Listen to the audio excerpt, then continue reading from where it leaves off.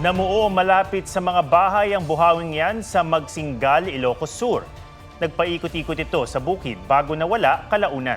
Ayon sa Pag-asa, dulot ito ng mainit na panahon at thunderstorm. Payo ng Pag-asa, kapag may buhawi, agad lumayo at maghanap ng matibay na masisilungan. Piniketa ng convoy ni dating Governor Chavit Singson na dumadaan sa EDSA busway. Humingi ng paumanhin si Singson. Magbibigay rin daw siya ng pabuya sa mga taga-MMDA na nanghuli sa kanila. May report si June Veneracion. Pasling yan. Matapos mahuling iligal na dumadaan sa EDSA busway sa kanyang convoy, nag-public apology si dating Ilocos Sur Governor Chavit Singson. I'm very sorry at hindi sinasadya dahil nag-overtake daw yung driver, hindi dapat tularan. Sabi ko po ang violation nila is busway. Sabi niya nagmamadali lang siya, tapos sabi niya kung bigyan na lang daw yung lisensya ng driver. Patiket naman po, okay lang naman. Tiniketa ng dalawang driver ng convoy ni Singson at pinagmumulta ng tig 5,000 piso. We want to implement the rules, the law ng fair and square. Bilang pagkilala sa tamang pagganap sa kanilang tungkulin, magbibigay daw ng pabuya si dating Governor Chavit Singson sa mga MMDA enforcer na nanghuli sa kanila dahil sa paggamit sa EDSA bus lane. Pinapahanap ko na si Chairman Artes, magpapadala ko ng 100,000 premyo sa mga nanghuli para ma-encourage silang huliin lahat. Walang dapat above the law. Sinusubukan pa ng GMA Integrated News na kunin ng panig ng MMDA kaugnay sa alok ni Singson. June Veneracion nagbabalita para sa GMA Integrated News. Nasa Davao ang ilang taga-Senate Sergeant-at-Arms para sa pagsisilbi ng arrest order kay Pastor Apollo Kibuloy. Inalmahan naman ni Pangulo Marcos ang paglalatag ni Kibuloy ng kondisyon para sumuko. May-report si Ian Cruz. Kung sino pang akusado, siya pa ang nagbibigay ng kondisyon sa gobyerno. Yan ang sagot ni Pangulong Marcos sa mga hiling ni Pastor Apollo Kibuloy para sumuko. It seems to me a little bit tail wagging the dog, tawag, na siyang magbibigay ng kondisyon sa gobyerno doon sa kaso niya, akusado siya sa warrant of arrest. Hindi raw dapat mangamba si Kibuloy na makikialam sa kanyang mga kaso ang Amerika. All the proceedings will be fair. Now, as to the involvement of the United States, malayo pa yan eh. That's going to take years. Sa isang audio recording na inilabas itong Sabado, sinabi ni Kibuloy na may sabwatan ng gobyerno ng Pilipinas at Amerika para siya'y maaresto.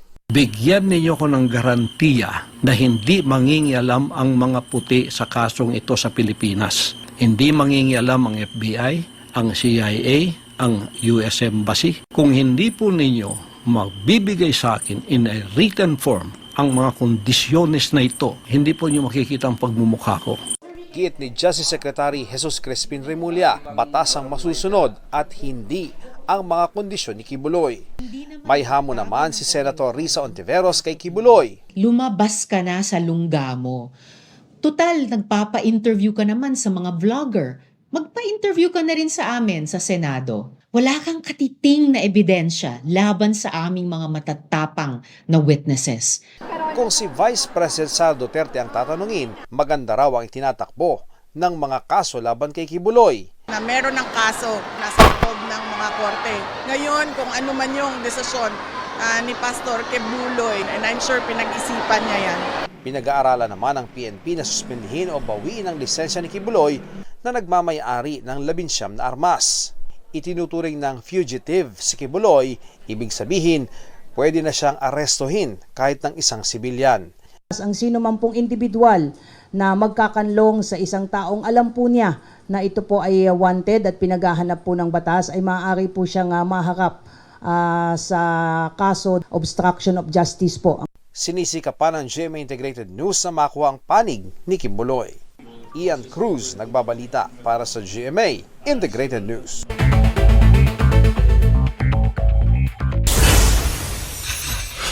Bawas singil ang Meralco ngayong Abril, halos sa 98 centavos per kilowatt hour. Katumbas siya ng halos 200 pesos sa tapya sa bill para sa mga kumukonsumo ng 200 kilowatt hours kada buwan. Taas presyo sa diesel at kerosene ay patutupad bukas, pinakamataas ngayong taon. Presyo ng gasolina, sisipa rin. Kaso ng pertussis sa bansa, umakyat na sa halos 900. Bakuna kontra rito, magkukulang na sa susunod na buwan ayon sa DOH. LRT2 at MRT3, may libreng sakay bukas, araw ng kagitingan. Ivan Merina nagbabalita para sa GMA Integrated News.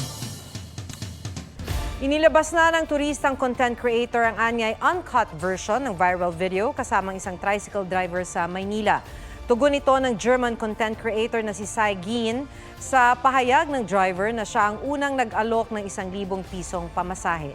Gate ni Sai Gin, makikita sa halos 40 minutong video na prinesyohan na siya ng 250 pesos ng tricycle driver bago pa man siya isakay nito. Pagdating sa babaan, 1,500 na raw ang sinabing pamasahe ng driver. Nagtawaran sila hanggang sa nagkasundo muli sa unang alok na 250 pesos. It's not about the money, it's about the principle. He stole me, he scammed me. I'm not angry to him because he only tried to survive, maybe. I understand him also. But when you are honest, you will earn more money.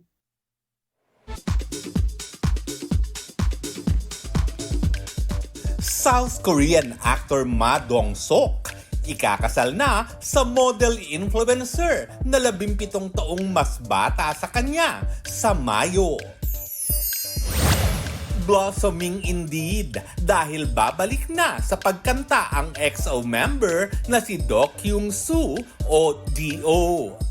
May teaser na nga para sa kanyang new mini album na Blossom. Jackie Chan nag-post sa IG ng throwback photos para sa kanyang 70th birthday. Lor Santiago nagbabalita para sa GMA Integrated News.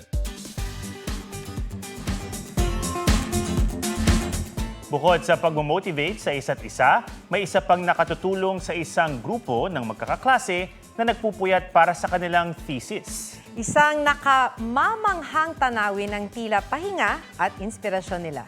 Puso na yan sa report ni Katrina Son. Sa schoolwork, nalulunod. Ang thesis kailangan ng matapos.